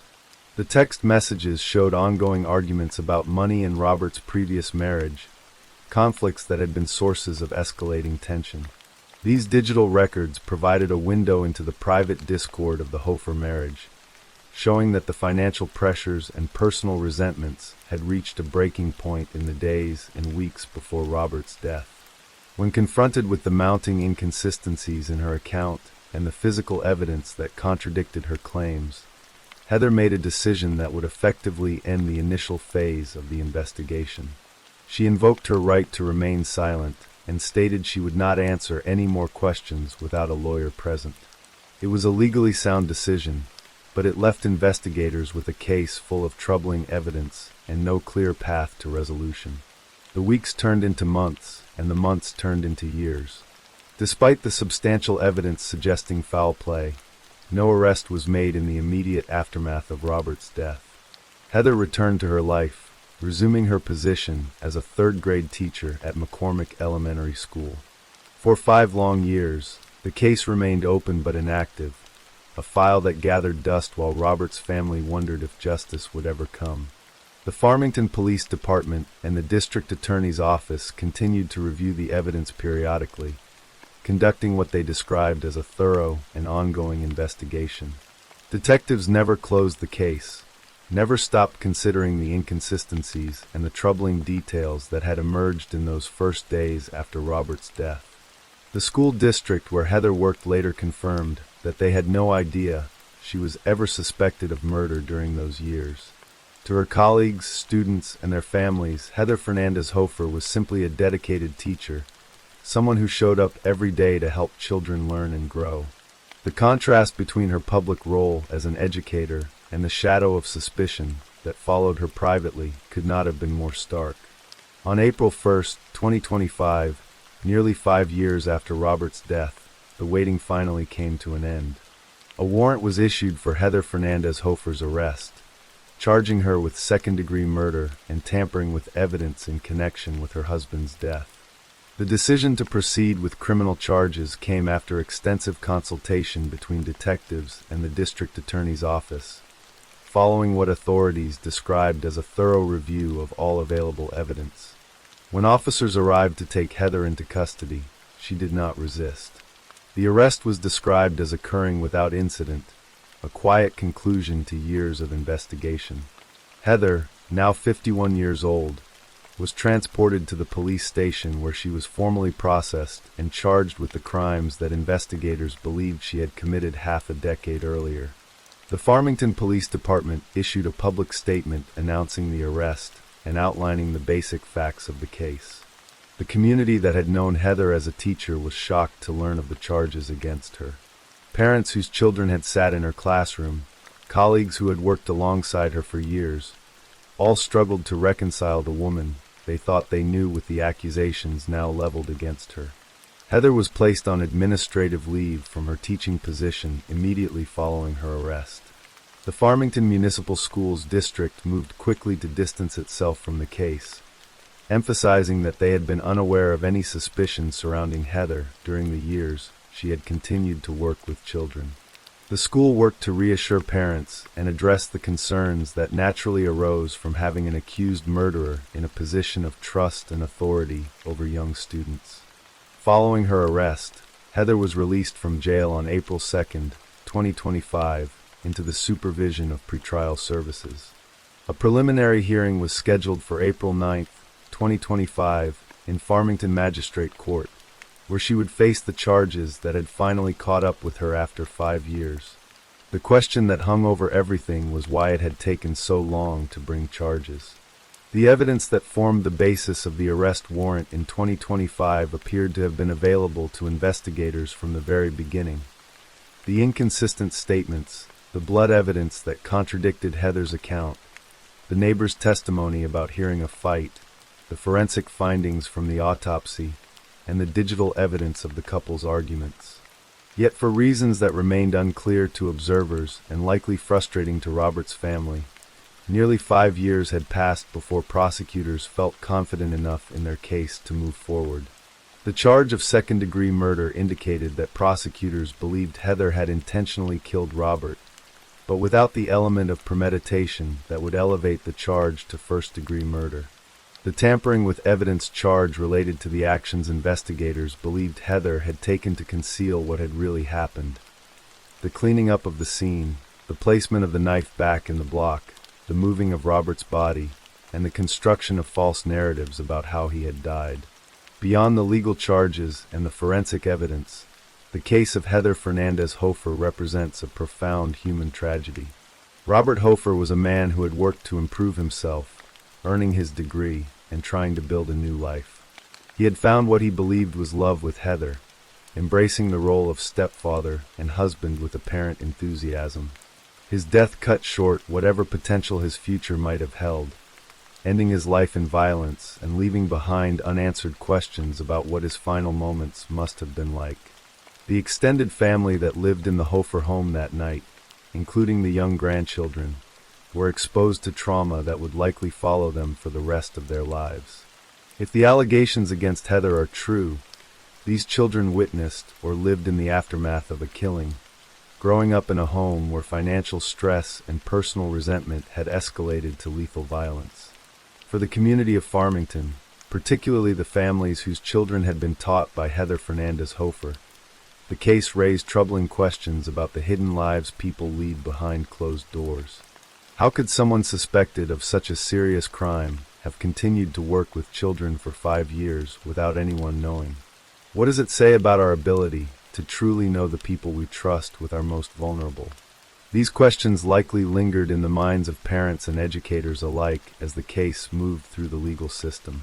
The journey from that early morning 911 call in November 2020 to the arrest in April 2025 was long and winding, marked by years of apparent inaction that must have been agonizing for those seeking answers.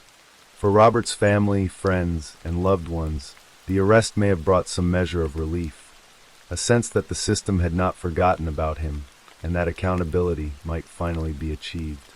As the legal process continues to unfold, the full truth of what happened in that Farmington home on November 29, 2020, may finally come to light.